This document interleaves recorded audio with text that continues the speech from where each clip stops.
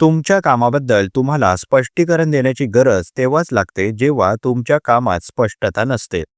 मानसशास्त्रीय दृष्टिकोनातून पाहिल्यास स्पष्टता ही आत्मविश्वासाची गुरुकिल्ली आहे. जेव्हा एखाद्या व्यक्तीला आपलं ध्येय, पद्धत आणि परिणाम नीट माहीत असतो, तेव्हा तो कमी शब्दात आपलं काम मांडू शकतो. पण कामातील संदिग्धता किंवा अपूर्णता व्यक्तीला जास्त बोलायला, स्वतःचं समर्थन करायला भाग पडते. यामुळे तणाव, अपराधी भाव किंवा असुरक्षिततेची भावना वाढू शकते. संशोधन सांगते की स्पष्ट ध्येय ठरवणारे लोक कमी वेळा स्पष्टीकरण देतात, कारण त्यांच्या कृतीमागे ठोस आधार असतो. त्यामुळे काम करताना सुरुवातीपासूनच पारदर्शकता, ठोस नियोजन आणि प्रामाणिक प्रयत्न गरजेचे असतात. अशावेळी शब्दांपेक्षा काम स्वतःचं स्पष्टीकरण देतं. थोडक्यात, जिथे स्पष्टता असते तिथे स्पष्टीकरणाची गरज भासत नाही.